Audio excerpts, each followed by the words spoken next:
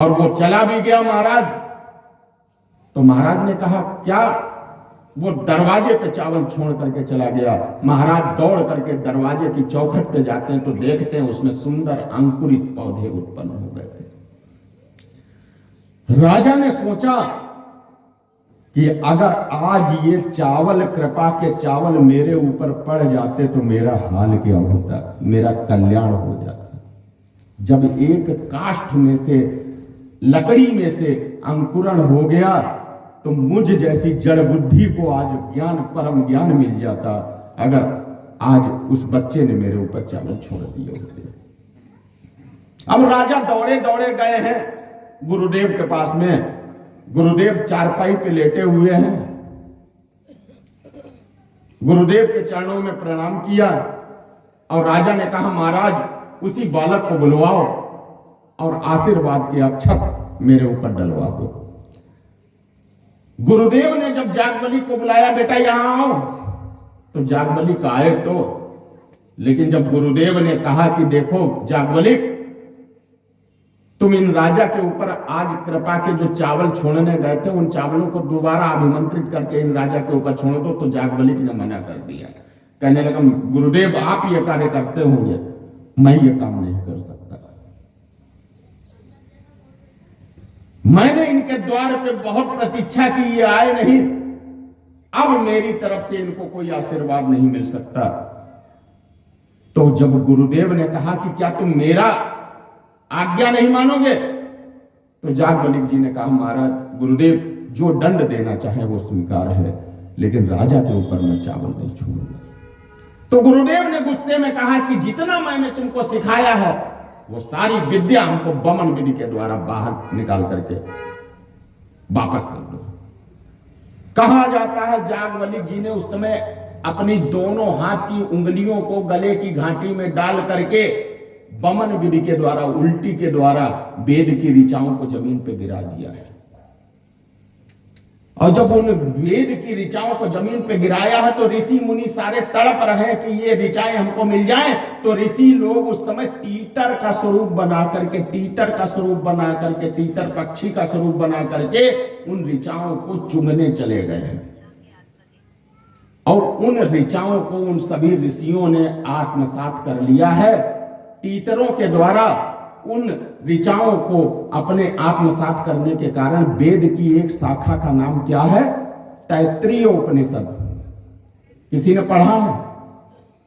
तैत्तिरीय उपनिषद, उसमें यह पूर्ण रूप से उल्लेख मिलता है। आज जागबलिक जी ने सारी विद्या तो बमन विधि के द्वारा निकाल दी, अब हो गए महामूढ़।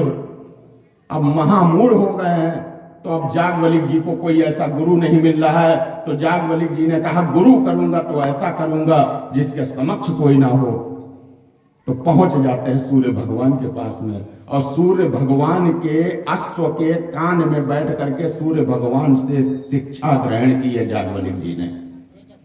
इसीलिए जागबलिक जी को गोस्वामी तुलसीदास जी कहते हैं जागबलिक मुनि परम विवेकी,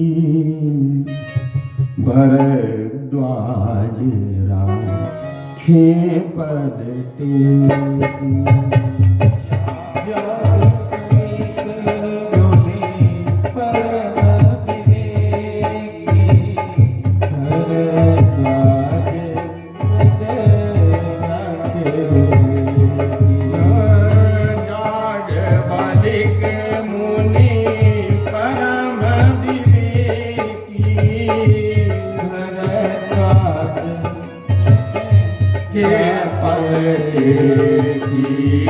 सादर चरण सरोज पठारे, सादर चरण सरोज पठारे, अति पुनीत आसन बैठारे।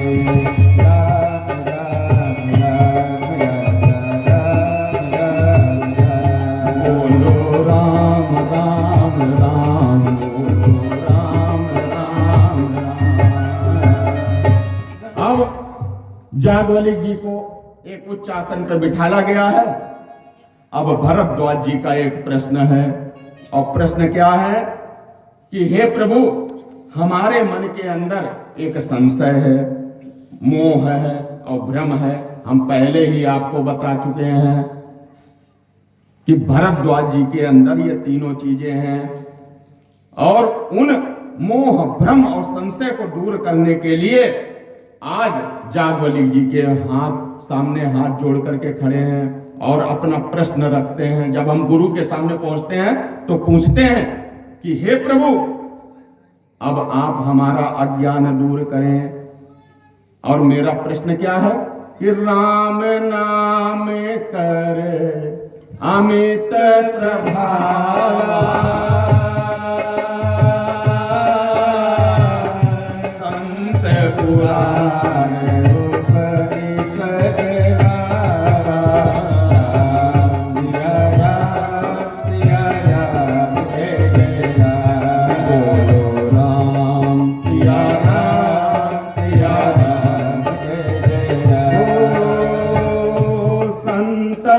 जपत शंभु अविनाशी।